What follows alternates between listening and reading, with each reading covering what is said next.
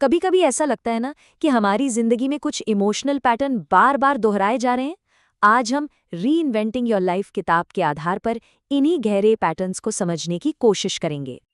कई बार ऐसा महसूस होता है कि हम एक ही तरह की मुश्किलों का सामना बार बार कर रहे हैं, मतलब जैसे कोई अदृश्य धागा है जो हमें खींच कर वापस उसी पॉइंट पर ले आता है जहां से हमने शुरुआत की थी। साइकोलॉजी की दुनिया में इस पैटर्न को एक नाम दिया गया है और वो है लाइफ ट्रैप। और आज हमारा पूरा फोकस इसी चीज को समझने पर होगा। तो चलिए थोड़ा और गहराई में उतरते हैं। आखिर ये लाइफ ट्रैप्स हैं क्या चीज, और सबसे बड़ा सवाल, ये आते कहाँ से हैं? आसान भाषा में कहें तो ये एक तरह का इमोशनल जाल है। इसकी जड़ें हमारे बचपन के एक्सपीरियंसेस में होती हैं और ये बड़े होने पर भी हमारे फैसलों, हमारे रिश्तों, हर चीज़ पर अपना असर डालता रहता है। और सबसे अजीब बात पता है क्या है? ये ट्रैप्स हमें बहुत फैमिलियर लगते हैं।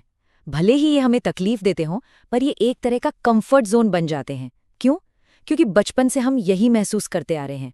जरा सोचिए, अगर किसी को बचपन में हमेशा आलोचना ही मिली हो, तो बड़े होकर भी उसे क्रिटिसिज्म सुनना भले ही बुरा लगे, पर कहीं ना कहीं वो उसे जाना पहचाना सा लगता है। तो अब सवाल ये उठता है कि जब ये लाइफ ट्रैप एक्टिवेट होते हैं तो लोग करते क्या हैं? आमतौर पर 3 तरह के रिएक्शन देखने को मिलते हैं। चलिए देखते हैं ये क्या हैं। तो कुछ लोग तो सरेंडर कर देते हैं, मतलब वो मान लेते हैं कि मैं तो हूं ही ऐसा, और फिर उसी पैटर्न को दोहराते रहते हैं। जैसे कोई ये मान ले कि मुझे तो कोई प्यार कर ही नहीं सकता, और फिर वो ऐसे ही रिश्ते में बना रहे जहां उसे सम्मान न मिलता हो। दूसरे लोग बचाव का रास्ता अपनाते हैं। वो उन सिचुएशन से ही बचते हैं जो उन्हें परेशान करती हैं, जैसे जिसे फेल होने का डर हो, वो शायद कभी नई नौकरी के लिए कोशिश ही ना करे। और तीसरे होते हैं जो ओवर कॉम्पेंसेट करते हैं, मतलब वो उस भावना से लड़ने के लिए ठीक उसका उल्टा करते हैं, जो अक्सर एक्सट्रीम पर चला जाता है। ओके, तो अब जब थ्योरी समझ आ गई है, चलिए कुछ असली कॉमन ट्रैप्स के उदाहरण देखते हैं जिनसे शायद हम कनेक्ट कर पाएं। ये बहुत ही कॉमन है। क्या कभी ऐसा डर महसूस हुआ है कि जिनसे हम प्यार करते हैं वो एक दिन हमें छोड़कर चले जाएंगे?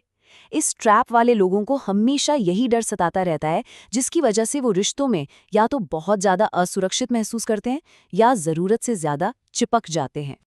इस जाल में फंसे लोग खुद को हमेशा दूसरों से कम समझते हैं, चाहे उन्होंने जिंदगी में कितना भी कुछ हासिल क्यों ना कर लिया हो।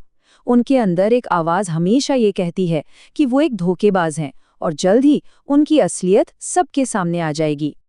ये वो लोग हैं जिन्हें हम परफेक्शनिस्ट कहते हैं। उनके लिए कोई भी चीज़ गुड इनफ नहीं होती, हर चीज़ बिल्कुल परफेक्ट होनी चाहिए। और यही प्रेशर उन्हें लगातार स्ट्रेस और एंग्जाइटी में रखता है, जो आखिर में बर्नआउट का कारण बनता है। लेकिन यहाँ एक बहुत अच्छी खबर है, और वो ये है कि कोई भी ट्रैप परमानेंट नहीं होता। ये याद रखना बहुत ज़रूरी है कि बदलाव हमेशा मुमकिन है। तो अब सबसे ज़रूरी सवाल पर आते हैं, हम इन पैटर्न्स को तोड़ कैसे सकते हैं? चलिए देखते हैं कि इस जाल से बाहर निकलने का रास्ता क्या है। देखिए, ये प्रोसेस सुनने में सीधा लगता है, पर इसमें हिम्मत और सेल्फ अवेयरनेस की ज़रूरत होती है। सबसे पहला कदम है अपने ट्रैप को पहचानना, फिर ये समझना कि इसकी जड़ें बचपन में कहाँ हैं। इसके बाद उन मोमेंट्स को नोटिस करना जब ये एक्टिवेट होता है। और फिर आता है सबसे मुश्किल काम, अपनी ऑटोमेटिक रिएक्शन को रोकना और आखिर में जानबूझकर एक अलग, एक हेल्दी चॉइस बनाना। तो ये विश्लेषण यहीं समाप्त होता है। अब सोचने वाली बात यह है कि किसी की जिंदगी की कहानी का लेखक कौन है? क्या वो पुराने दर्दनाक पैटर्न्स हैं, या कोई भी आज एक नई कहानी लिखने का फैसला कर सकता है?